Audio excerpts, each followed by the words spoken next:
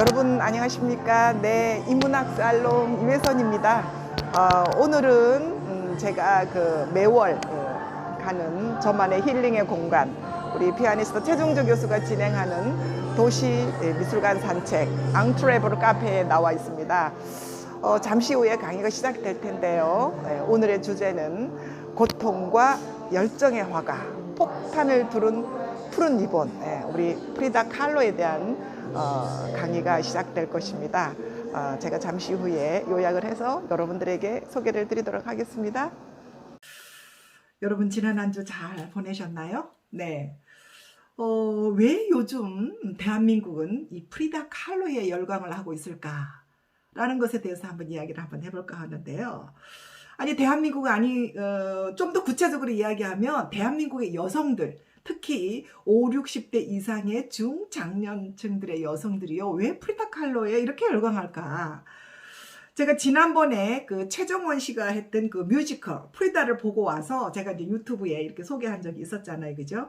사실 그때는 프리다 칼로도 이제 화가잖아요. 그래서 이제 이 화가인 프리다 칼로를 뮤지컬 배우 최정원 씨가 어떻게 이렇게 춤과 이렇게 목소리로 녹여낼까, 음악으로 녹여낼까, 그 파란만장한 한 여자의 어떤 고통과 불행했던 삶을 어떻게 표현할까 하는 최정원 씨에 대해서 좀 더 궁금했다고 말할 수 있겠는데요.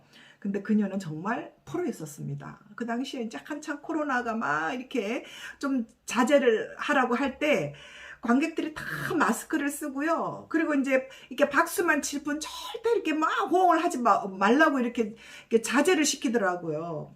그야말로 배우들의 그냥 혼연을 다하는 그런 어떤 연기력으로 관중들을 소리 없는 감동, 여러분 짐작이 가시죠, 그죠? 소리 없는 감동이 막 느껴지는 거예요. 그 에너지가 막 느껴지는 거예요. 정말 대단한 에너지를 이제 보고 왔는데요.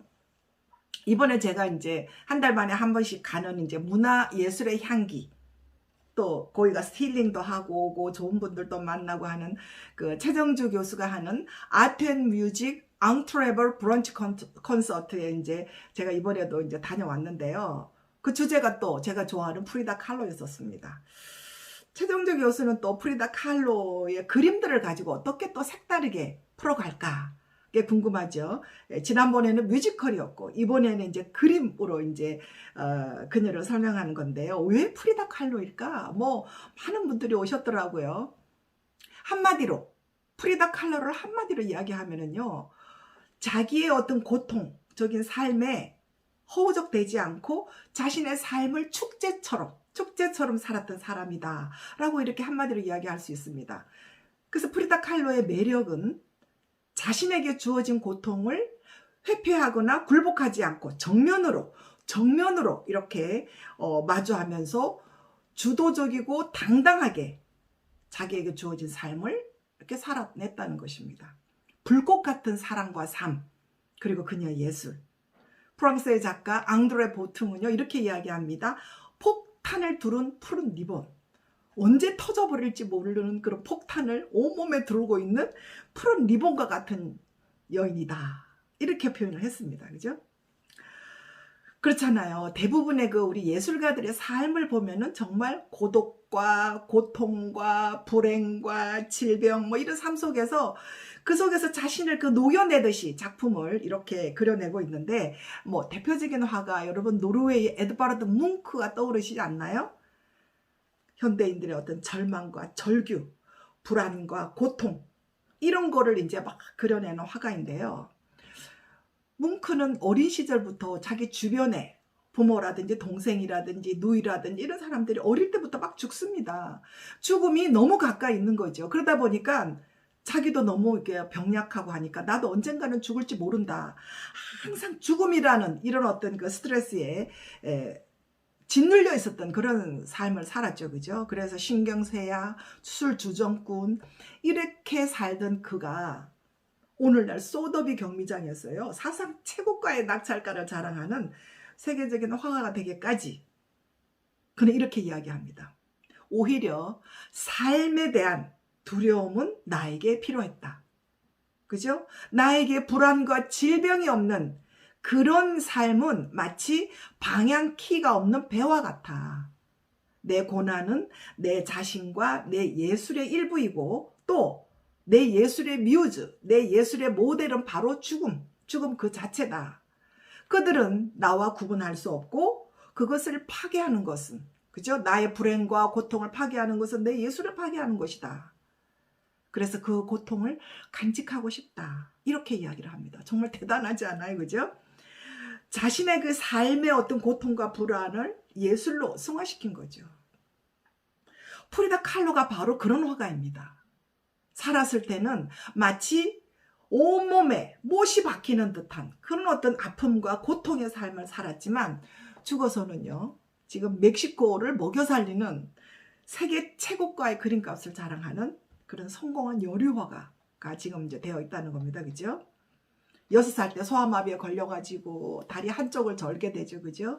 18살 대학교 다닐 때 이제 교통사고, 학교 앞에서 교통사고를 당해가지고 이 척추와 자궁을 통과하는 이런 어떤 그 대형 사고를 당해서 33번의 수술을 받았던 그런 사람. 그래서 그녀는 내 인생에 2번의 대형 사고가 있었다. 한 번은 이 교통사고, 그 다음에는 바람둥이 남편 디에고 리베라와 결혼한 것이다.